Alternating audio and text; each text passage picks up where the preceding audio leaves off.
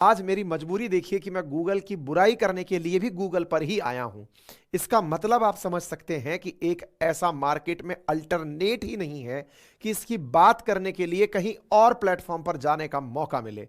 विचार कीजिए कि अगर आप मौकों में फेसबुक को या फिर ट्विटर को चूज भी करते हैं तो फेसबुक और ट्विटर दोनों की दोनों कंपनीज भी अमेरिकन कंपनी हैं।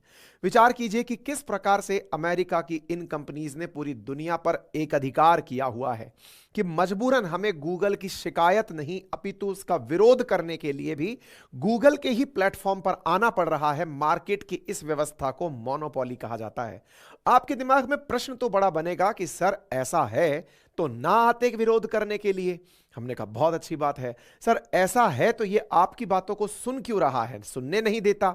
हमने कहा यह भी अच्छी बात है, हमारी बातों को क्यों सुनवाने आपको दे रहा है, उसके पीछे भी एक बड़ा कारण निहितार्थ है और वो ये है ताकि इसकी जानकारी के माध्यम से ही सही इसकी नई पॉलिसी का विज्ञापन हो जाए। क्या है पॉलिसी साथियों? गूगल प्ले स्टोर, जहां से आप हमारे एप्लीकेशंस डाउनलोड करते हैं, जैसे हमारा एप्लीकेशन अपनी पाठशाला आप गूगल प्ले स्टोर से डाउनलोड करते हैं। आप तमाम प्रकार के एप्लीकेशंस, फिर चाहे आप म्यूजिक के लिए यूज करें, गेम्स के लिए यूज करें, यूपीआई के लिए यूज करें, खेलने के जो भी तरह से आपको यूज करने हो एप्लीकेशंस, वो सभी की सभी एप्लीकेशन आप गूगल प्ले स्टोर यदि आप एंड्रॉयड यूजर हैं या फिर ऐप स्टोर यदि आप एप्पल यूजर हैं। गूगल का जो एंड्रॉयड कस्टमर है उसके साथ हाल ही में गूगल ने एक जबरदस्त का कारनामा कर दिया। क्या कर दिया? खबर छपी 1 मार्च को कि गूगल ने अपने ऐप स्टोर से यानी प्ले स्टोर से 10 से अधिक इंडियन एप्लीकेशंस, जो बड़ी एप्लीकेशंस थी, उन्हें डीलिस्ट कर दिया है। यानी कि आप ऐप स्टोर पर उन्हें ढूंढने जाएंगे और वो आपको नहीं पाएंगे। और ऐसे एप्लीकेशंस में बड़ा नाम 99 एकर्स का, नौकरी.com का, भारत मैट्रिमोनी का, कुकू एफएम का, शादी.com का, अल्ट बालाजी का, ये बड़े नाम हैं। यानी कि इतने बड़े बड़े जो नाम हैं ऐसे एप्लीकेशंस को निकाल दिया गया। और जैसे ही मैं कुकू एफएम बोलता हूं आप में से कुछ लोग रिलेट भी कर लेते होंगे, कुछ पुरानी यादें ताजा हो जाती होंगी, ठीक है ना। गूगल ने जैसे ही जब ये काम किया तो निश्चित है कि गूगल का इस विषय के ऊपर क्रिटिसिज्म होने लगेगा। आज समझेंगे कि अल्टीमेटली गूगल ऐसा किया क्यों था, गूगल की असली असली मंशा क्या है, वो क्यों निकाल करके अपने एक अधिकार का रियल मीनिंग समझा रहा है। आप और मेरे जैसे बहुत सारे जो इनोसेंट लोग हैं जिन्हें गूगल अपनी सर्विसेज को फ्री ऑफ कॉस्ट देता हुआ दिखाता है कि आप कितना भी डेटा कंज्यूम करिए, कितनी भी फोटो अपलोड करिए, कितना भी यूट्यूब पर वो काम करिए, गूगल इतना दान दाता बनता क्यों है? आज सारा खेला आपको समझ में आएगा। गूगल की सर्विसेज में आपको संभवतः लगता हो कि क्या यूट्यूब और जीमेल जैसे 2-4 प्रोडक्ट ही हैं क्या? गूगल के बहुत सारे प्रोडक्ट्स हैं, लेकिन उनमें से भारत के अंदर जो सक्रिय प्रोडक्ट्स हैं, उन सक्रिय प्रोडक्ट्स में प्ले स्टोर पर उपलब्ध एप्लीकेशन बहुत बड़ी चीज है। अब इन बातों के बारे में डिटेल से हम आगे चलते हुए चलेंगे, लेकिन गूगल ने जैसे ही इंडिया के ऐप्स को एलिमिनेट किया, भारत के बहुत सारे लोगों ने इसका विरोध करते हुए, विशेष रूप से जिनके ऐप डिलीट हो गए, जिनके ऐप हटा दिए गए, वो तो निश्चित ही आकर के इसका विरोध करेंगे। लेकिन फिर से इंटरेस्टिंग बात सोचिए, करने आए तो आए कहां? ट्विटर पर, जो अगेन एक कंपनी, अमेरिकन कंपनी है। खैर, ये अनुपम मित्तल हैं जिन्हें आप लोग शार्क टैंक में देखते हैं, ये अपना विरोध करते हुए आए और यहां पर एक लाइन लिखी इन्होंने, जो लाइन बहुत ज्यादा चर्चा का विषय बन गई। और वो क्या है? New digital east India company. East India company अंग्रेजों के समय पर आई हुई कंपनी, अगर आपको याद हो तो वो कंपनी जो आई थी व्यापार करने के लिए, लेकिन पूरे की पूरे भारत पर 250 साल तक राज करती रही। वो कंपनी आई थी हमारी हितैषी बनकर के कि हम आपको इतनी सारी चीजें विदेशों से लाकर देंगे, लेकिन बाद में उसने हमें पूरी तरह अपने कब्ज में रख लिया था। बिल्कुल वैसा ही फिलहाल कुछ गूगल हमारे साथ कर रहा है। आप लोगों को तमाम प्रकार की फैसिलिटीज, चाहे फिर वो यूट्यूब पर अथाह नॉलेज मिल रहा हो, मेल्स किए जा रहे हो, एप्लीकेशन डाउनलोड करने के लिए ऐप स्टोर मिल रहे हो, गूगल लेंस मिल रहा हो, गूगल सर्च इंजन मिल रहा हो, गूगल लोकेशंस मिल रही हो, लेकिन इन सब के पीछे इनका क्या दिमाग चल रहा है, यह बात अनुपम मित्तल के द्वारा डिजिटल ईस्ट इंडिया कंपनी नाम से जब कोट की गई तो सही मायने में यह समझ में आया कि ये लोग वापस से उसी दौर में बैठे अमेरिका में हैं, लेकिन भारत जैसे देशों को गुलाम बनाने का प्रयास कर रहे हैं। इसके ऊपर तमाम प्रकार के जो फाउंडर्स हैं, जैसे कि लालचंद बीसू जो है कुकू एफएम वाले, ये भी इस बात को बहुत अनफेयर बताए कि भाई हम इतना पैसा लगा के एडवर्टाइज करवाए और इसको आप उठा करके डिलीट कर दिए। इंटरेस्टिंग वाकया इस पूरी कहानी में एक और हुआ है। वाकया क्या हुआ है जो कि इस सेशन से हटके है लेकिन फिर भी डिस्कस कर रहे हैं। कल हमने एक सेशन किया था, अगर आपको ध्यान हो, डिक्टेटरशिप इंडिया में है या नहीं। डिक्टेटरशिप वाला वीडियो जब ध्रुव राठी ने किया था उस समय इन्होंने एडवर्टाइज किया था कुकू एफएम का। कुकू एफएम का जब एडवर्टाइज किया था इसी विषय पर लोग इन्हें ट्रोल करते हुए कह रहे हैं कि साहब सही मायने में डिक्टेटरशिप ये है, आपने इसका प्रचार किया था, ये प्ले स्टोर से हटा दिया गया है। डिक्टेटरशिप ये है कि जिन प्रोडक्ट्स को इंडिया प्रमोट कर रहा है उन प्रोडक्ट्स को बैठा हुआ अमेरिका हटा दे रहा है। बाय द वे, क्या है डिक्टेटरशिप, इस पर मैंने कल एक डिटेल वीडियो बनाया है जिसके बारे में हमने इनको बहुत सारे जवाब दिए हैं और आप में से बहुत सारे लोगों के कमेंट्स और लाइक्स मुझे मिले हैं उस वीडियो पर। आप जाकर के, बहुत सारे लोगों का क्रिटिसिज्म भी मिला है। उनमें से कुछ का कहना है कि उन्होंने कहा है कि डिक्टेटरशिप आ रही है, आ नहीं गई है। ये बिल्कुल प्रोग्रेसिव स्टेप है। लोग, मैंने भी उसी क्रम में आपको बताया है कि सरकार चल कैसे रही है, और मैं आज आपको फिर बताऊंगा इस सेशन के अंत तक पहुंचते पहुंचते कि अगर वाकई में इंडिया में डिक्टेटरशिप आ रही होती तो आज गूगल को वापस से वो 10 की 10 एप्लीकेशन प्ले स्टोर पर वापस ना लाने पड़ते। अपडेट पहले ही दे रहा हूं इस सेशन के चलते ही, जिन एप्लीकेशंस को हटाया गया था उन्हें वापस लाया जा चुका है। मामला लेकिन रिजॉल्व नहीं हुआ है। तो मामला क्या है अब मैं आपको वो बताता हूं। चलिए शुरुआत करते हैं मेरे प्यारे साथियों। असल में गूगल के साथ एक फीचर है और मैं आपको आसान भाषा में समझाऊं तो इतना समझिए, जैसे हमारा अपना एक एप्लीकेशन है अपनी पाठशाला के नाम से, और अपनी पाठशाला के एप्लीकेशन पर हम लोग आरएएस परीक्षा के लिए, यूपी पीसीएस परीक्षा के लिए, बिहार पीसीएस परीक्षा के लिए कोर्सेज बेचते हैं। हमारी बहुत सारी टीम काम कर रही है, लगभग 25 से अधिक टीचर इन हाउस हैं, 25 से आउट हाउस हमने लिए हुए हैं। बहुत सारे लोग काम करके बेहतरीन कोर्स प्रोड्यूस करा के बेच रहे हैं। जब एप्लीकेशन पर कोर्स बिकता है ऑनलाइन, उदाहरण के रूप में मैं मेरा ही उदाहरण से आपको समझाता चल रहा हूं। मान लीजिए कि मैंने एक बहुत ही अफोर्डेबल प्राइस में कोई कोर्स निकाला। मान लीजिए मैंने 1999 का एक कोर्स निकाला हुआ है। अब मान लीजिए 2000 रुपए का जो ये कोर्स है, ये आपको मैंने दिया कि भाई आप इसको पढ़िए। तो आपने पेमेंट कैसे किया? आप गए, आपने एप्लीकेशन प्ले स्टोर से एप्लीकेशन डाउनलोड किया, ऐप के अंदर पहुंच गए, ऐप से आपने परचेज करना मेरा कोर्स शुरू किया। जो पेमेंट गेटवे का चार्ज है वो पे चार्ज लगा और बाकी जो पेमेंट है वो हमारे पास आ गया। जो पेमेंट हमारे पास आया उसमें से सरकार ने 18% जीएसटी मांग लिया, यानी 2000 के कोर्स के अंदर लगभग 360 रुपए सरकार ले गई। उसके बाद जो बचा उसके अंदर टैक्स स्लैब में जहां जहां हम आते हैं कि आप 30% स्लैब में आते हैं तो बचे हुए अमाउंट पर 30% सरकार फिर और ले गई।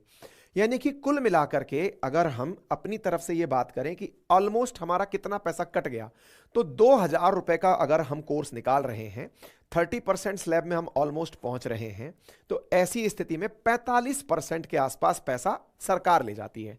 लगभग 1100 रुपए के आसपास इफेक्टिवली कंपनी को आकर पड़ता है, जो हमारी कंपनी आपके लिए कोर्स प्रोड्यूस करती है। ठीक है, ये उदाहरण मैं क्यों दे रहा हूं, अब आपको इससे आगे का खेल समझ में आएगा। क्या खेल है साहब? अब ये जो पैसा है ना, इस पर गूगल की नजर है। गूगल की क्या नजर है? गूगल कह रहा है कि पेमेंट गेटवे वाले को आप 1-2% चार्ज दे रहे हो, ठीक है, एप्लीकेशन तो आपने गूगल प्ले स्टोर पर डाला हुआ है, तो बोले फिर आप गूगल प्ले स्टोर पर 30% टैक्स पे करिए। अब वो टैक्स नहीं है, वो उसका सर्विस चार्ज है।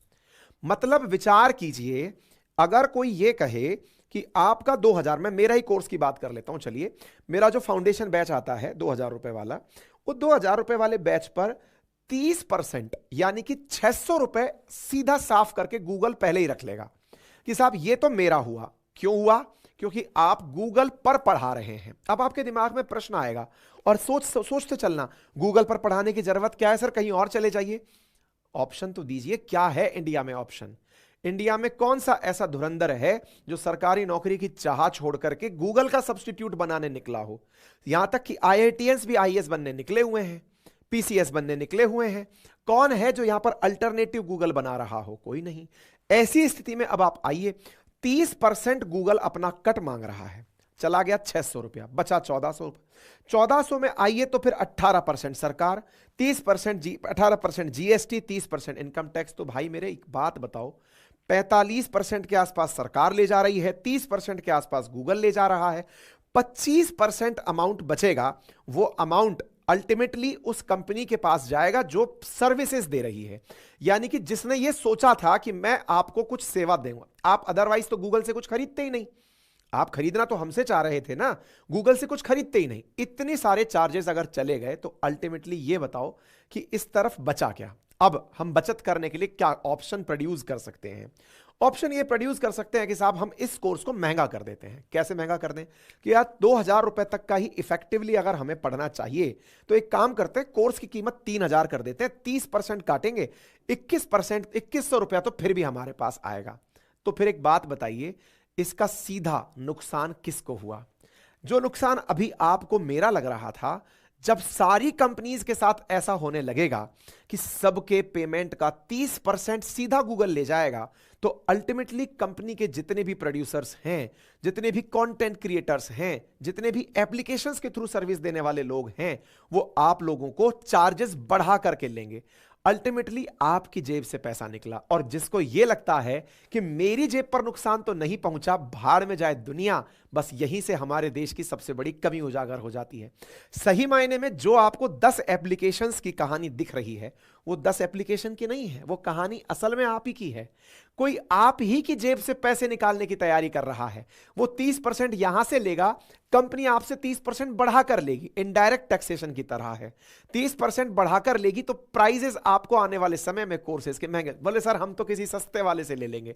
भाई मेरे, अगर सस्ते वालों से ले लोगे तो वो तो बेच ही नहीं पाएंगे, क्योंकि इतना बचा ही नहीं पाएंगे, तो वो चैरिटी थोड़ी करने आएंगे। इससे अच्छा है वो मुफ्त में ही पढ़ा लें, या फिर उठा करके ऑफलाइन पढ़ा लें, जाके जाइए कि यहीं पर पढ़ा लेंगे, या फिर कोई सा भी काम कर लीजिए। गाना बजाने वाला फिर फ्री में बजा लेगा, बोले चलो हो जाएगा, ठीक है। तो आपको पहली बात तो ये समझ में आनी चाहिए, ठीक है।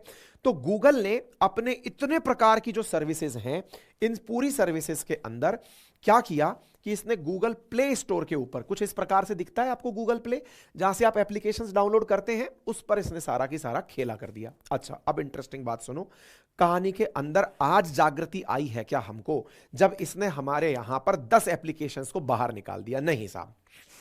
जब इसने शुरुआत में यह कहा था कि मैं एक ऐसा इंटीग्रेटेड सिस्टम लेकर आ रहा हूं, जिस इंटीग्रेटेड सिस्टम में लोगों को पेमेंट इन ऐप परचेज पर देना पड़ेगा। आप में से कुछ लोग एक बड़ा सवाल कर सकते हैं, और सवाल यह है कि सर एक बात बताइए, अगर इन ऐप परचेज की बात हो रही है तो गूगल के द्वारा जो गूगल सर्विसेज हैं, उनसे जरूरी है क्या पेमेंट करना? गूगल ने बकायदा 2 साल पहले ही, 3 साल पहले ही जनता को यह बता दिया था कि एप्लीकेशन वालों, अगर तुम्हारे दम हो तो अपना प्ले स्टोर बना लो, नहीं बना पाओ तो फिलहाल के लिए मेरी बात मानो। क्या कि आने वाले टाइम पर मैं तुम्हारे एप्लीकेशंस पर लगने वाले चार्जेस, ऐसा नहीं होगा कि एप्लीकेशन पर कस्टमर को लाए, फोन करके कह रहे हैं पेमेंट यहां से मत दे, वहां से दे देना। पेमेंट करने की चीज अगर कोई भी है आपके एप्लीकेशन पर, तो ऐसी स्थिति में बिल गूगल के थ्रू ही बनकर जाएगा। जब यह बात भारत सरकार को पता चली, तो भारत का एक वॉच डॉग है जो इन चीजों पर नियंत्रण रखता है, CCI, competition commission of India, उसने कहा इधर आ गूगल, ये क्या कर रहा है भाई? बोले सर मैं ऐसा प्लान कर रहा हूं। बोले तू सोच भी कैसे सकता है ऐसा? ये ले, तेरे ऊपर 1337 करोड़ रुपए का टैक्स लगा देते हैं, या फिर पेनल्टी लगा देते हैं। गूगल के ऊपर 1337 करोड़ रुपए की पेनल्टी लगा दी गई। सीसीआई ने पेनल्टी इसके ऊपर एक चीज के लिए और लगाई, 936 करोड़ रुपए की पेनल्टी और लगाई। किस बात के लिए? असल में गूगल केवल यही नहीं कर रहा था, वो आपके पास आपके एंड्रॉइड फोन के अंदर ऑप्शन ही नहीं छोड़ रहा था। मतलब यह हुआ कि अगर आपके फोन में एंड्रॉइड यूजर आप हैं, तो आपको दिखेगा ही इनबिल्ट गूगल, दिखेगा ही जीमेल, दिखेगा ही गूगल मैप, दिखेगा ही प्ले स्टोर। आप एंड्रॉइड यूजर हैं, आपको केवल और केवल एक ही ऑप्शन अगर दिखाया जाए, तो यह भी एक मोनोपोली है, जिसको प्रतिस्पर्धी नियामक आयोग जो है वो पूरी तरह नियंत्रित करता है। उन्होंने कहा तुम ये भी नहीं करोगे। इस बात के लिए 936 करोड़ रुपए की पेनल्टी इनके ऊपर 2022 में लगा दी गई। गूगल पर 936 करोड़ प्लस 1337 करोड़ की जो पेनल्टी लगी, लगभग 2,200 करोड़ रुपए की पेनल्टी लगी। गूगल इस बात से बौखला गया कि साहब अभी तो मैंने केवल सोचा है कि मैं ऐसा करने जा रहा हूं, मैं गूगल का पेमेंट सिस्टम लेकर आने जा रहा हूं, आपने उस पर इतना कर दिया। तो सरकार ने कहा, यानी सीसीआई ने गूगल से कहा कि हम तुम्हारी चीजों की जांच 2 सालों से कर रहे हैं। तुम मोबाइल के अंदर डालते ही केवल गूगल सर्च इंजन हो, तुम मोबाइल के अंदर डालते ही केवल प्ले स्टोर हो, तुम मोबाइल के अंदर डालते ही केवल ऐप स्टोर हो, ये नहीं होने देंगे। तो बोले फिर साहब, तो बोले इसके चलते में तुमने मोनोपोलिस्टिक तरीके से पूरी चीजों पर नियंत्रण किया हुआ है।